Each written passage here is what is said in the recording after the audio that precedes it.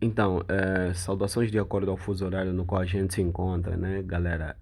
Meu nome é Antônio Pedro Eduardo e essa é a apresentação vídeo do nosso resumo de expandido, no qual eu apresento aqui na Semana Universitária.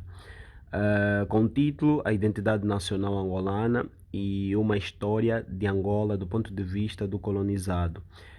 Este resumo expandido é o resultado de um projeto de pesquisa no qual trabalhei com o professor Fábio Baqueiro da UFBA, que é intitulado Tempos da Nação da Escrita, da História, a História em quadrinho do Centro de Estudos Angolanos de Argel.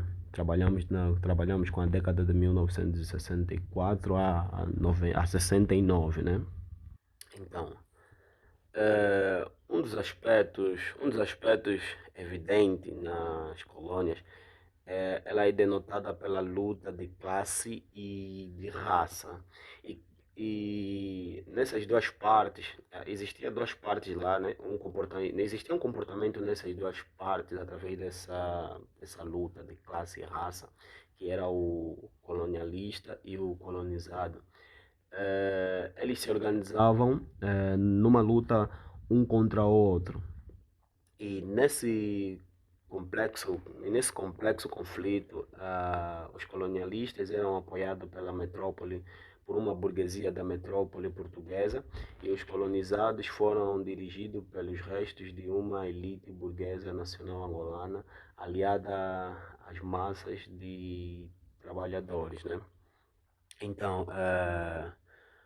nesse caso, quando a gente analisa estudos contemporâneos, eles apontam que o nacionalismo angolano é parte de uma influência de alguns setores das minorias brancas, nascidas e criadas na colônia, e também apontam que, devido a isso, surge uma espécie de nacionalismo local, que é mais identitário.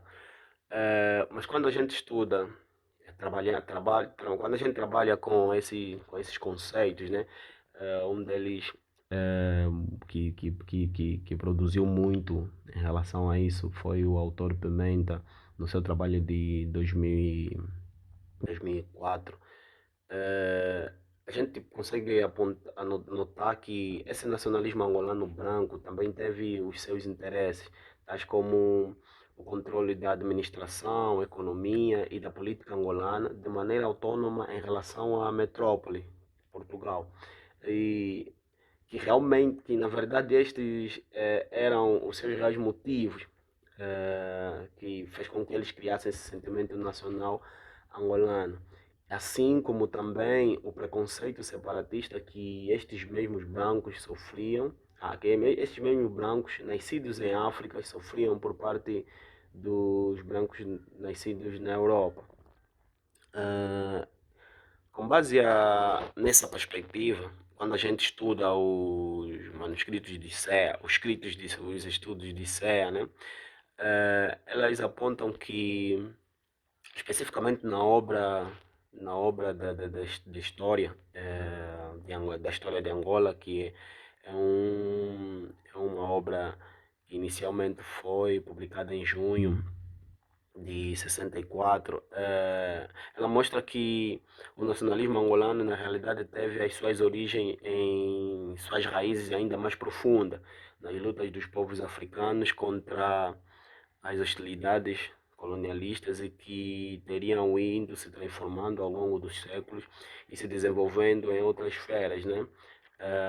Política nacional, política econômica e social, até mesmo cultural.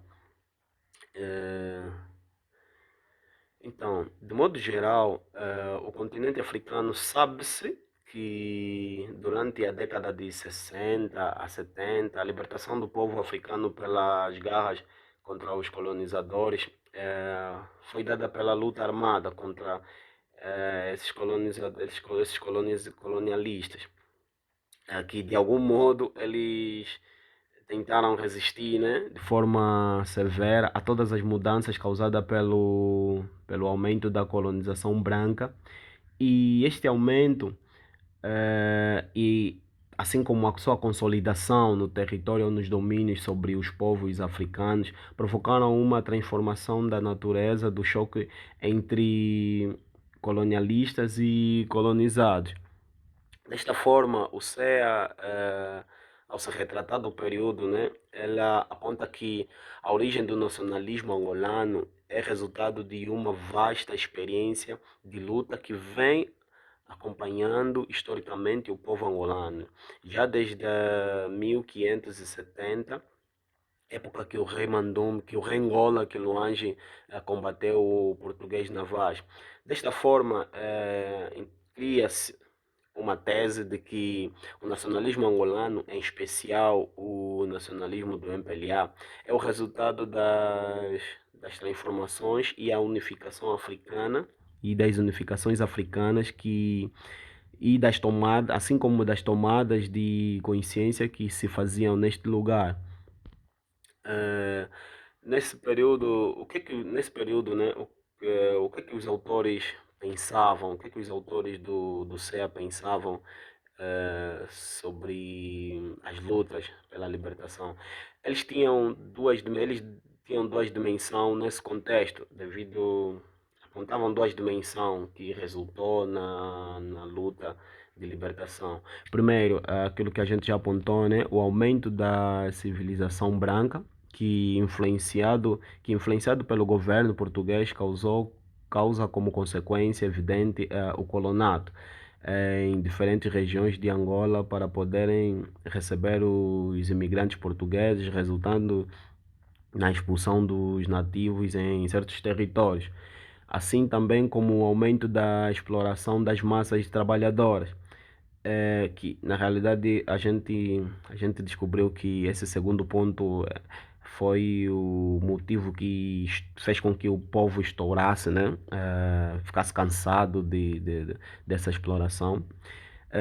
Esta aqui não se reduziu apenas, essa exploração das massas trabalhadoras não se reduziu apenas na mão de obra operária. A exploração das massas africanas expandiu-se pela colônia de forma distintas em outros setores, graças a essa estrutura capitalista que se fazia, né, naquele local. Então, desta forma, houve a necessidade do povo se libertar através da consciência e da luta pela tomada e o controle da sua própria nação, num cenário onde os explorados estavam cada vez sendo mais explorados e os exploradores estavam cada vez sendo mais exploradores. E com a vasta experiência, né, de luta acumulada devido a um longo contexto histórico contra o invasor, mergulhado em um processo de aprendizado sociocultural passada de geração a geração, dá-se assim um pensamento revolucionário nacionalista. Então, a preocupação nos manuscritos dos autores da história de Angola, na década de 60 no CEA, procuraram estabelecer, a primeira preocupação é estabelecer alguns elementos de identidades capazes de promover coesão e mobilizar políticas para enfrentar a dominação, para assim construírem seus próprios estados identitários, de estados de independência, desculpa. A segunda preocupação foi projetar, através do passado de luta, uma unidade de propósitos anticoloniais pautada no pertencimento étnico-racial, e cultural e classicista, que influenciavam o nacionalismo angolano e as lutas internas do país.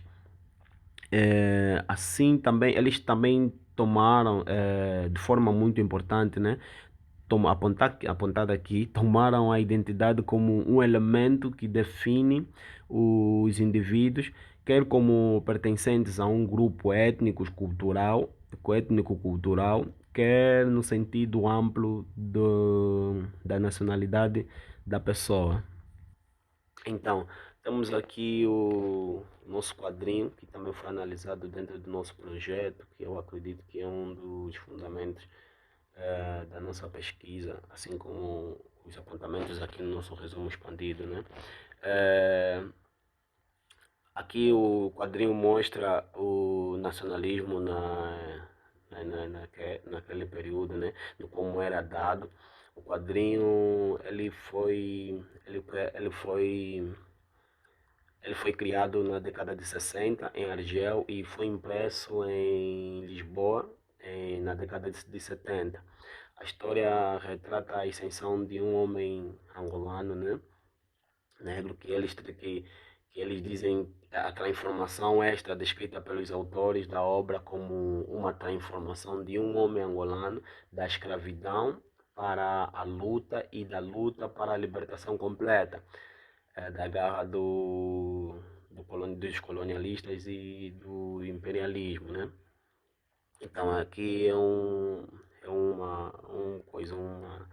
retrato de como era passada, né? Essas informações de livros, depois de livros, tomada de consciência e tal. Que a gente tem um ataque de libertação de um grupo de minoria, temos aqui envolvimento de pessoas brancas, né? Como podemos notar. Eh, nesse ponto, os autores da história do quadrinho sobre o nacionalismo angolano, eles apontam aqui o abuso constante dos colonialistas, assim como a sua violência é retratada na obra ilustrada. Aqui temos os abusos, né, do cotidiano na década de 50, 60. Eh, Então, deste modo, no nosso projeto de pesquisa, a gente notou que a história é concebida como uma história de Angola, do ponto de vista do colonizado, escrita por angolanos, nacionalistas, para angolanos, no intuito de levantar e exaltar a luta em prol da independência. Vende-se assim, desta forma, um conceito nacional especificamente pensado por um partido só, lançando ainda uma imagem de força nacionalista angolano face ao cenário internacional, né?